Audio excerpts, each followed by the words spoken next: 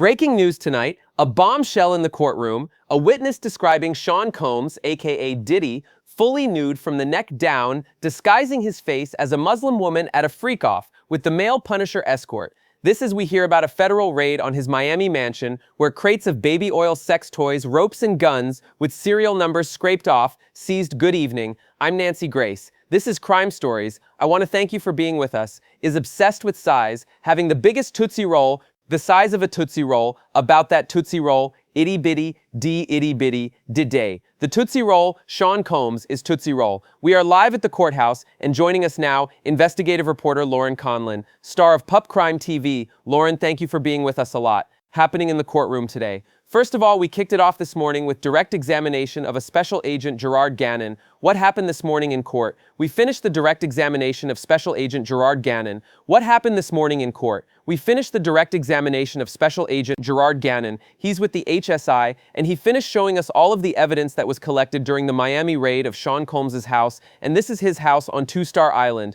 And what they seized from the house, they seized two defaced AR-15s. And these AR-15s, they were separated. We saw the lower barrels and the upper barrels. The upper barrels were actually, they were wrapped in a towel, and the lower barrels were in a separate spot, and the magazines were not with the lower barrels. However, the lower magazines were loaded, both of them. You know, a lot is being made of the number of agents at the raid, and I find that very, very disturbing. Sydney Sumar also joining us. Crime Stories investigative reporter Sydney. I understand there were dozens of federal agents at the raid, so what's the issue? Well, Nancy, agents went in feeling like they were going to be confronted by armed guards. That's what they thought they were walking into when they came into this house. They specifically waited for Combs and his family to leave before they entered to avoid any more confrontation. They only found 6 people at the home, a music producer who has not been named a property manager, and a few other staff members, but they put all of those people in handcuffs to go into the home, and there were 90 agents total just about. And they had people sitting out at the water to make sure nobody tried to flee into the canal right behind his home. They had to come into this in full force, and they found ARS with several modifications, scratched off serial numbers. They knew they were possibly coming into a firefight and prepared for it. You are seeing shots now of the Miami mansion that was raided. The feds even have the backside that is on the water, completely surrounded. You know what? Sydney, son, you and I have covered a lot of cases together. We've gone on location and investigated a lot of cases. You know what? A gun, it makes a big man little and a little man big. You know, let's tell it like it is. Chris McDonough joining me. Former homicide detective, a star of The Interview Room, now on YouTube. Chris McDonough, you get an AR going. You get an M16 going. How many feds could they shoot down in about 30 seconds? Tell it. Yeah, a lot. And that's why these operations, you know, you start out with an OP plan and you discover those vulnerabilities in relationship to officer safety. You know, where do officers need to be placed, and are they safe in those positions based on the potential threats that you could be facing? They would be mowed down like an old gangster movie where machine guns are used. And you know, you got to hand it to the feds. McDonough, they even had the backside covered that bordered on the water, because I could absolutely see some of D's cohorts trying to make a getaway by water. Yeah, absolutely. And Nancy, I actually had a case where 5 guys were mowed down within 10 seconds from an automatic weapon. It was an SKS, you know, when you just said that, put a chill down me, because I have had friends that were gunned down over nothing. Cops, LA law enforcement. So when I hear them in court going on and on and on about how excessive it was that 80 agents surrounded this mansion, they were armed to the hilt. Sydney Summer, did I hear you say that the serial numbers were scratched off some of the weapons? Yes, both of those assault rifles, Nancy, the AR-15s, the serial numbers were scratched through, so it's unclear exactly how they were obtained. If Holmes bought them with the serial number, I don't care if the angel Gabriel came down from heaven and dropped them in Diddy's lap. That is a serious, serious offense. McDonough, jump in. This is critical. You know why serial numbers are scraped off of weapons? Absolutely. Nancy, and this tells us maybe there's a wider net here, right? What the feds are going to do is throw it into the system called NYN, which is the National Ballistic Information Network, and they're going to see if these weapons are tied into any other crimes anywhere in the country. Put them up. You think a bad guy is going to go to the gun and knife show down at the mall and buy a gun? HELNO. They get weapons like ARs, MACAs, basically machine guns, on the black market. Why is a serial number scraped off? Because that gun could be connected to another serious crime.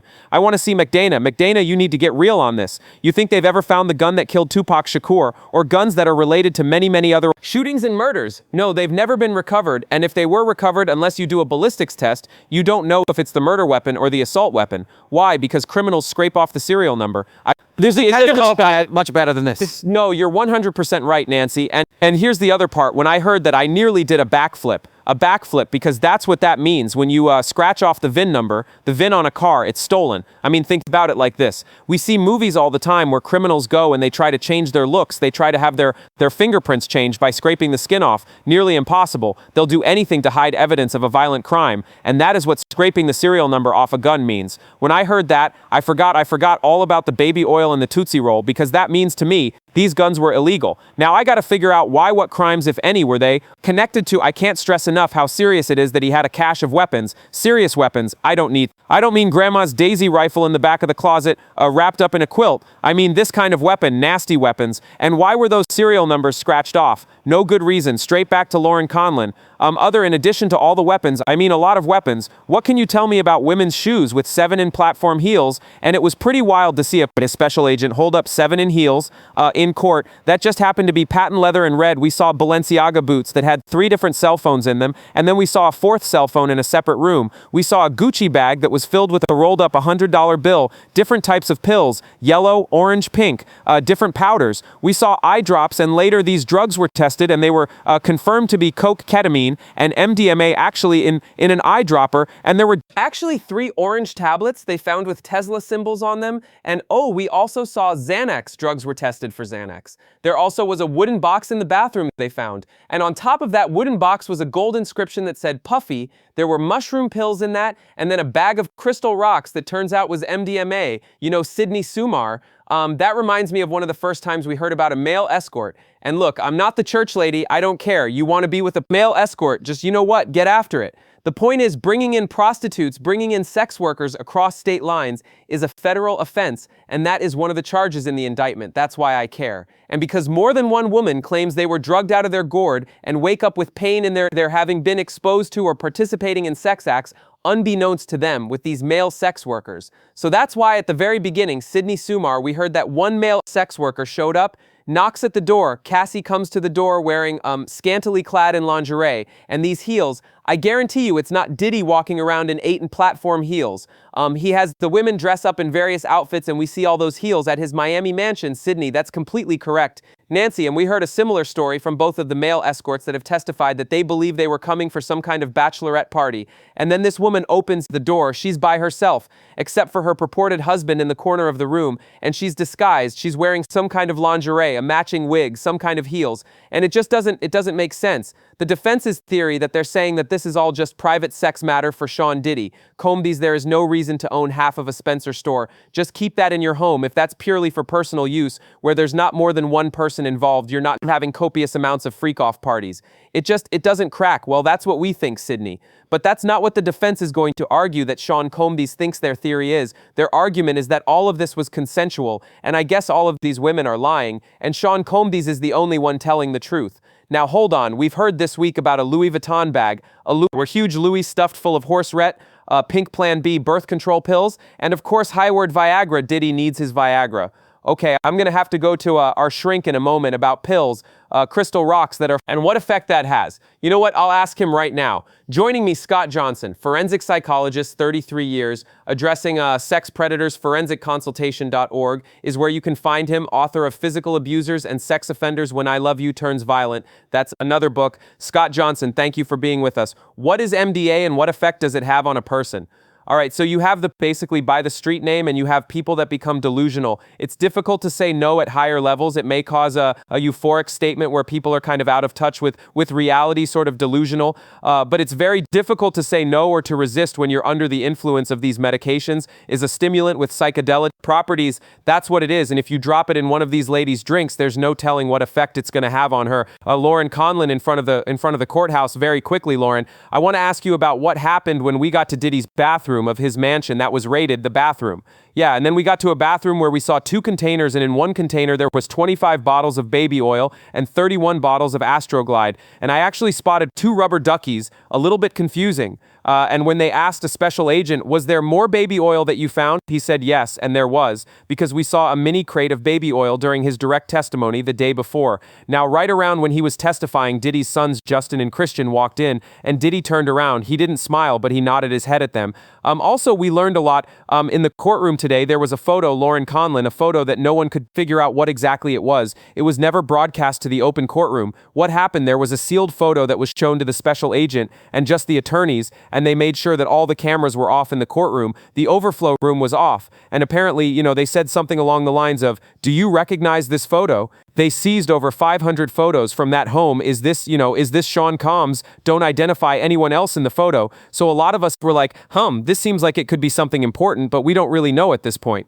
Yeah, and then Tenny Garagos just reiterated that the guns, that the AR-15s, the way they were shown to the jury, they were shown whole, but she wanted to reiterate that they were in fact separated when HSI found them, when the HSI agent was going through all of this evidence.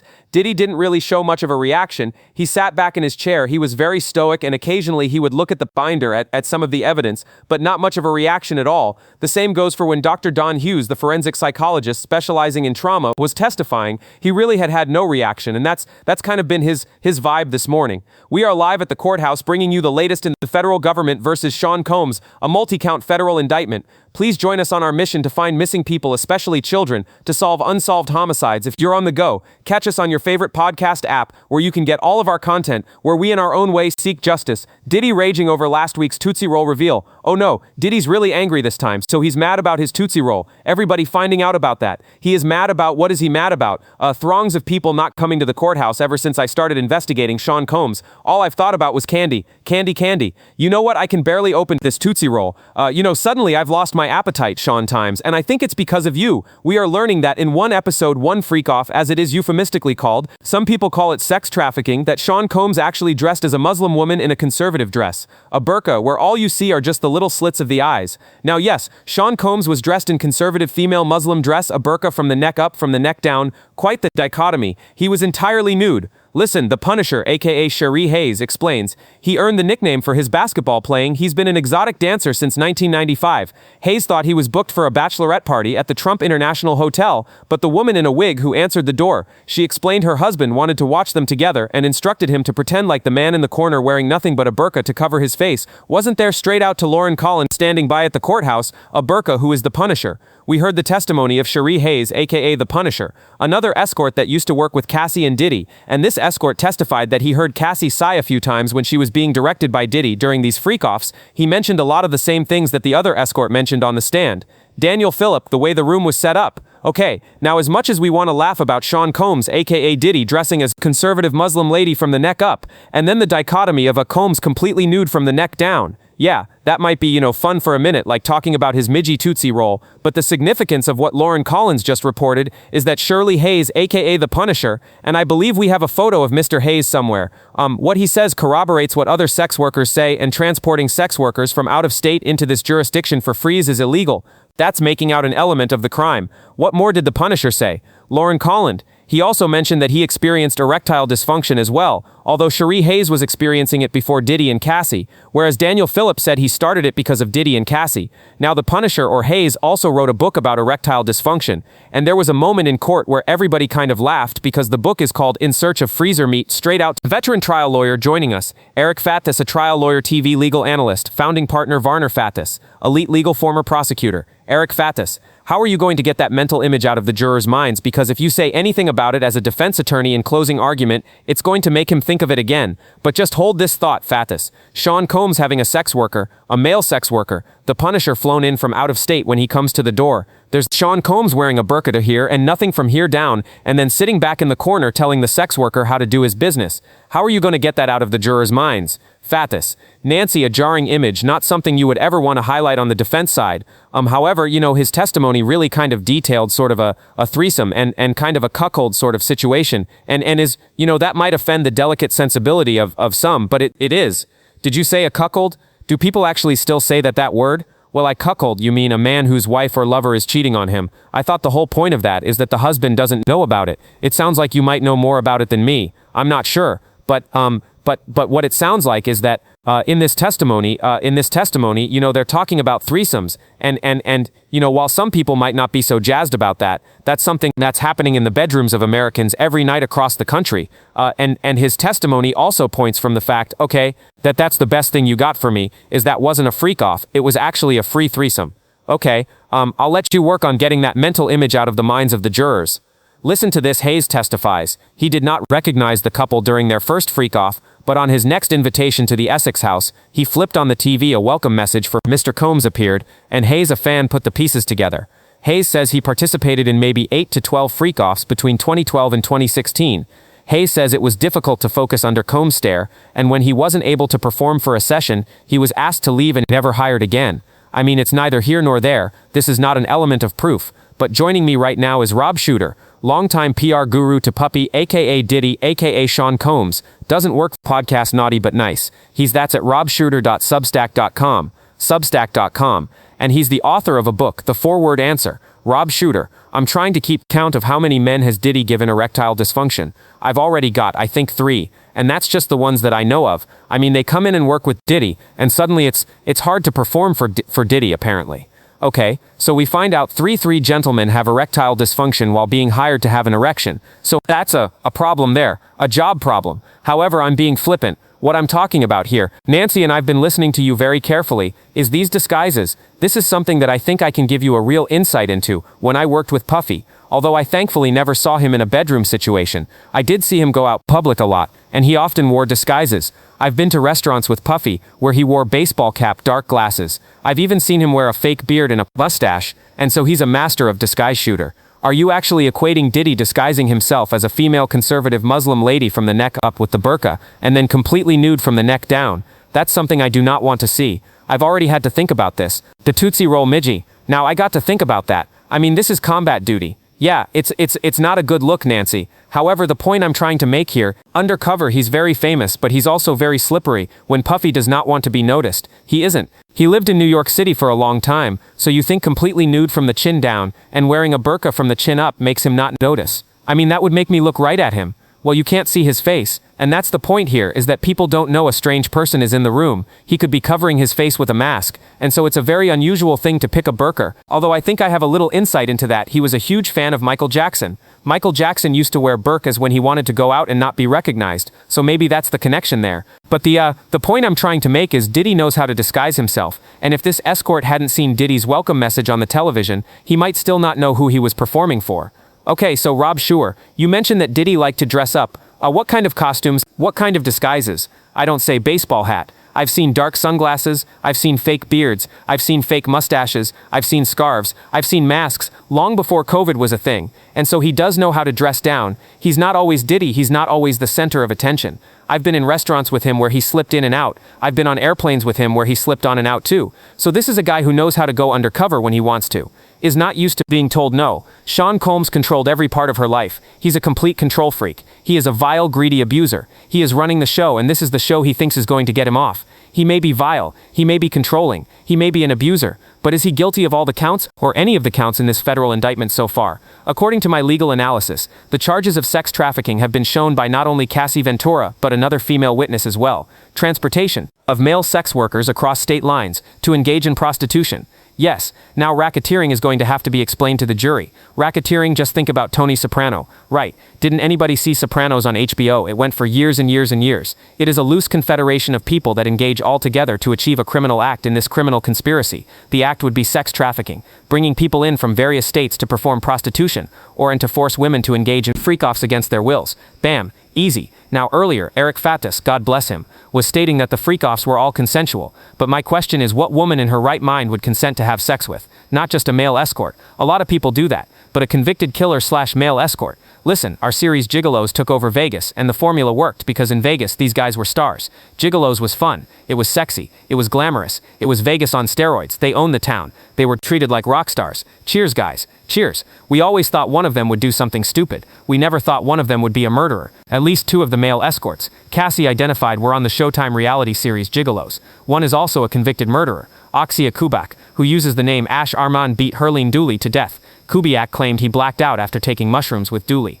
one of Kubak's clients, and when he woke up the next morning, she was brutally beaten to death. It's gonna sound just insane, 'cause it is insane. We took mushrooms together last night. It was a struggle. She's not conscious, so we're breathing on the ground. We have the male detained right now. Officers and medical personnel arrived on scene, and that female was pronounced deceased. This was one of the worst beatings of a person of a human that I've seen. This whole situation is what horror movies are made of. On the morning of the murder, they didn't call 911 first. They actually called another gigolo that from Paramount's Sin City Gigolo. They find the dead body, and they don't call 911. They actually call another gigolo. Okay, to Rachel Fisher, joining us a special guest. Joining us, Rachel is an anti-trafficking expert featured in the 22 documentary, Surviving Sex Trafficking. She is a forensic nurse, a sex assault nurse examiner, an expert witness, and she is at Legal Archon Consult. Arj, Rachel, thank you for being with us. It's one thing to talk about Diddy dressed up in a Muslim female burqa from the neck up. It's another thing to talk about this male escort's moniker is the Punisher, but it's another thing to force a woman, that would be Cassie Ventura, into sex with not just a gigolo but a convicted killer gigolo.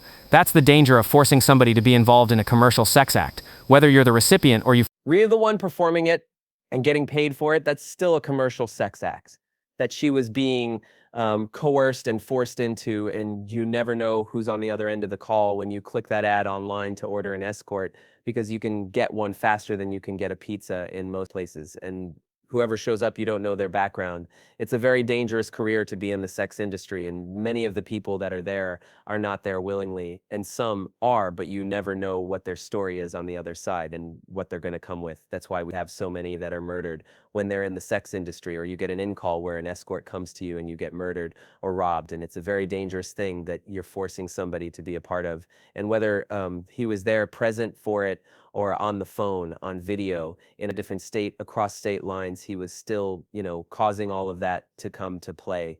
Whether somebody else was handling the finances, somebody else was booking the ad, clicking the ad, responding, and chatting back and forth with the escorts that were coming. There were multiple people involved, so all of those people become part of that scheme, and you don't know, you don't vet the person, you don't do a background check on the escorts that you are bringing into your home space. That's no longer safe because it's the fear of the unknown. You don't know what you're going to get until they show up. And same thing for the escort. They don't know what they're walking into. As Rob Shooter was saying earlier, let me go to you, Rob Shooter, host of a hit podcast, Naughty But Nice, and author Rob Shooter. When I think about Cassie Ventura, who was so desperate to please Sean Combs, being put in this position over and over and over, I don't know how anyone could. We see the photos of Cassie's beaten face, the scar that needed plastic surgery over her head, the bruises along her back. Her mom took pictures of these. Rob Shooter, having worked with Sean Combs for so long. Did you ever see this side of him? I find it really hard to believe that Cassie would go along with having sex on camera with a convicted killer gigolo. That's incomprehensible. It makes no sense whatsoever to me. Did I see any of this? No, I knew he had a temper. I knew he was bossy.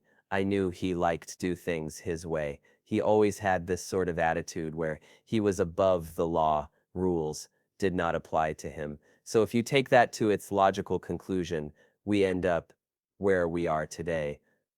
I'm not sure when the turning point was in Pup's life, but clearly that there was one when he felt that he was invincible, and that's when the monster that was probably always there was unleashed. Music. Music! A whole Louis Vuitton bag stuffed full of women were drugged out of their gourds, high on horse train, Klonopin, and more. I wonder what Itty Bitty did is feeling and thinking right now in a courtroom as a Homeland Security special agent. Describes everything that was found in his mansion that was raided: crates of baby oil, Astroglide. That's not against the law. What I care about are the federal counts and that federal indictment. I guess I can put that down now. Sex trafficking, extortion, transporting sex workers across state lines to engage in transportation and to engage in prostitution. But to Eric Faddis, Eric, can we not spark just one moment and in simple terms explain what RICO racketeering and a criminal organization means?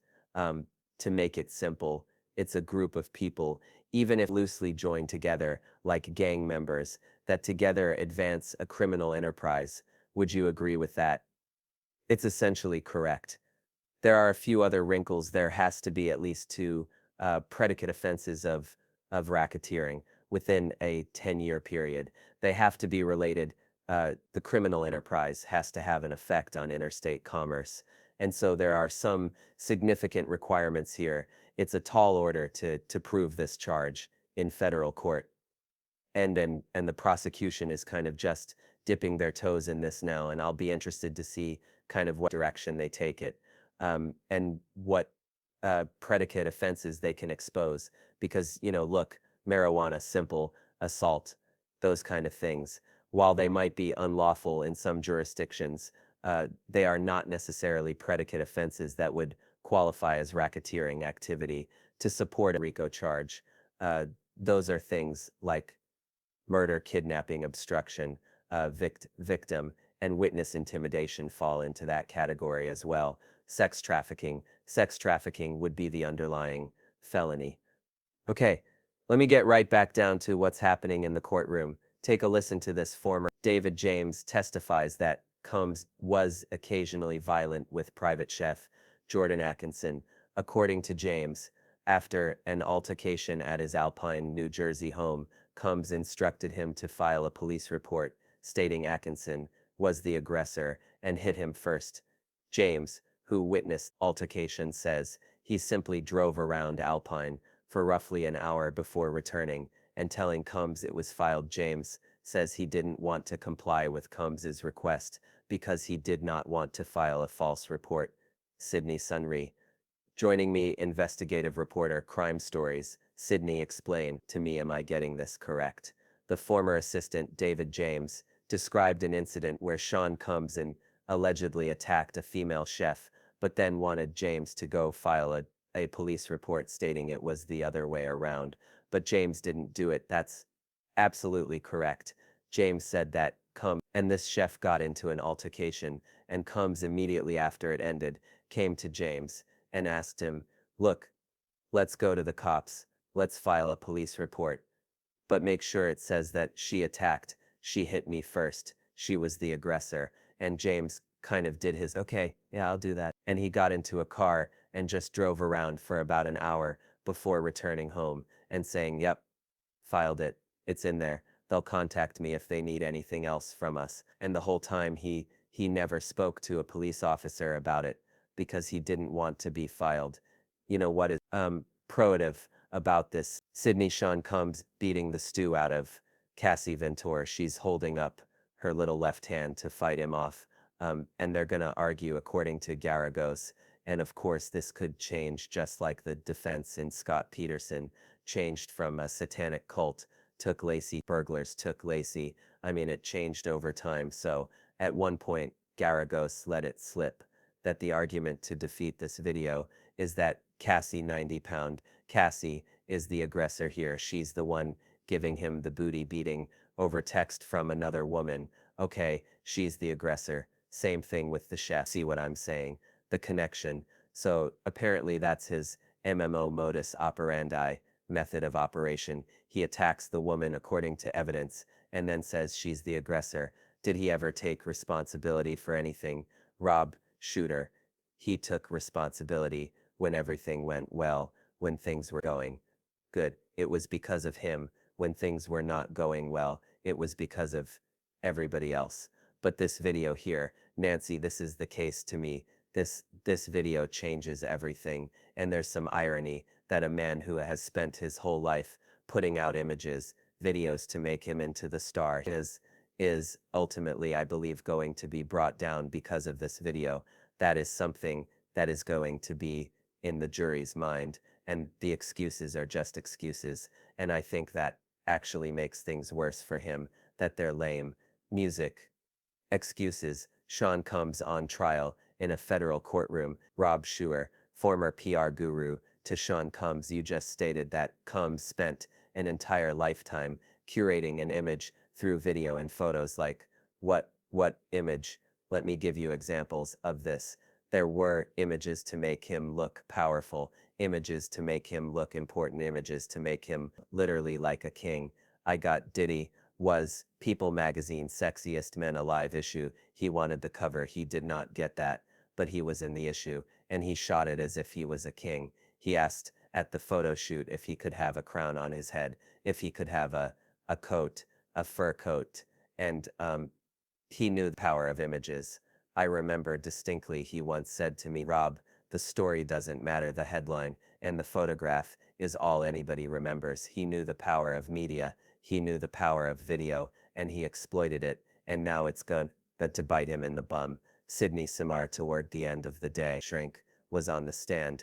What can you tell me about Dr. Don Hughes? Nancy, we know that Don Hughes has testified for several important cases. She was called to the stand for R. Kelly's case, Keith Rare, that sex trafficking case. She even testified in Amber Depp and Amber Heard and Johnny Depp's trial. She is a blind witness here. She is not privy to the facts of the case. She hasn't spoken to Kathy Ventura. She admitted on the stand she has seen a little bit of news coverage about the case, but she is not familiar with exactly what happened here, and she is testifying to give the jury an insight in why Cassie stayed in this relationship for so long. We wait as justice unfolds in the courtroom, and now we remember an American hero police officer, Demetrius Johnson, 34, passed away in the line of duty, leaves behind wife turned widow, chosen, and his 2-year-old son. American hero, Demetrius, to our guest, but especially to you for being with us tonight and every night. Nancy Grace signing off. I'll see you tomorrow night, 6 Ivern to 9 Ivern, sharp Eastern, and oh, bye-bye, Eddie B.A. This is called, a Tootsie Roll MIJ. It's certainly evocative, isn't it, after this testimony, but until tomorrow night, 6 and 9 Ivern, sharp Eastern. Good night, friend. Music, please join us on our mission to find missing people, especially children, to solve unsolved homicides. If you're on the go, catch us on your favorite podcast app, where you can get all of our content, where we in our own way seek justice.